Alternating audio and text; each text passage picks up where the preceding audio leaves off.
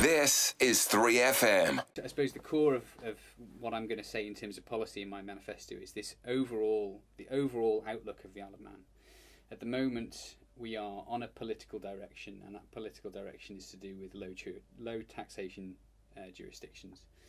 And we have a very high standard of living, and that high standard of living is based on a certain level of spending, and the two are incompatible at the moment. And they've just fudged it over the last 5 years, and it's not going to be fudgeable for the next 5 years because the money's going to run out. So there has to be a whole island debate of which way do you want to go. If the majority of the people on the Isle of Man don't want the level of service that we've currently got, then we can carry on going in the same way, and things will be paid for through charges, and services will continue to be cut. There is the perception is that there's no other alternative. We have to just keep doing this, and we have to carry on growing the economy, despite the fact that it doesn't really matter how much you grow the economy if you're not collecting enough taxes to pay for the services that people want.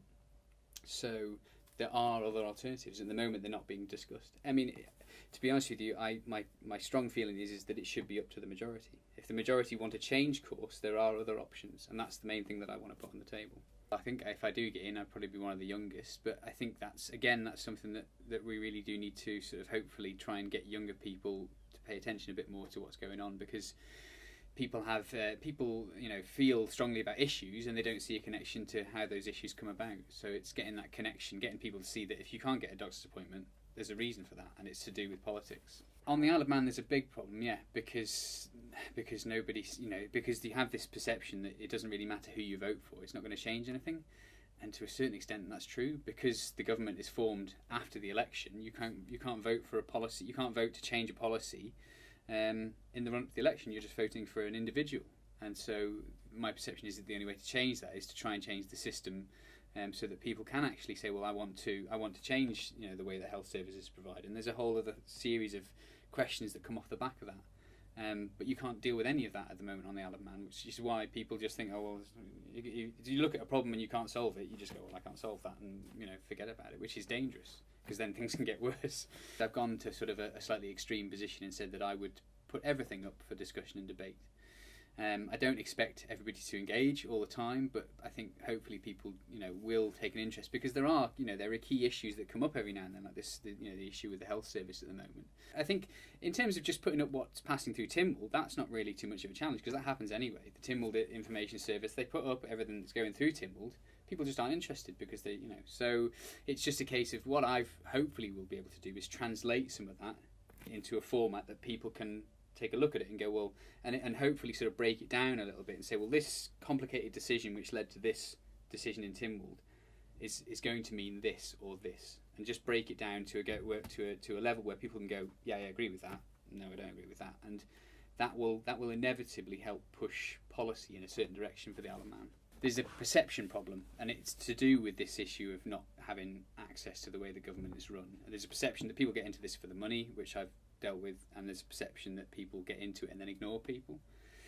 So I suppose I've gone to the extreme of saying that if the people who hopefully would elect me in Rushen don't feel that I've stuck to what I said I would do and don't feel I'm doing what then I would go, which is quite unusual. It's not unusual in other parts of the world. The power of recall, it's in place in certain other jurisdictions, but it's highly frowned upon in traditional politics. But I mean that's.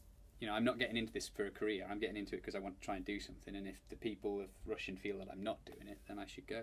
In terms of big ticket items, there's the marina proposal, and then in Port Erin there's the marine biological station site.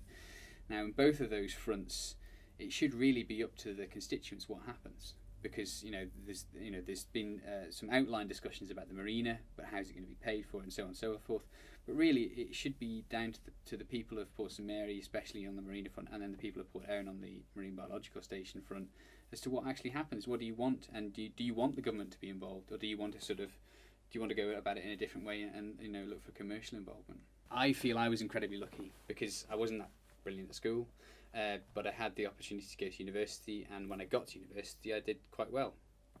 If the opportunities that were available to me aren't available to my children, what's happened in the last 20 years, I did quite well at university, and I've come back and I've set up a business, and that business I feel has hopefully contributed quite a lot to the Isle of Man. But yeah, so if the same opportunities that are available to me, and that is already the case, the opportunities that are available to me are not available to my children on the same level. So there's definitely a problem there.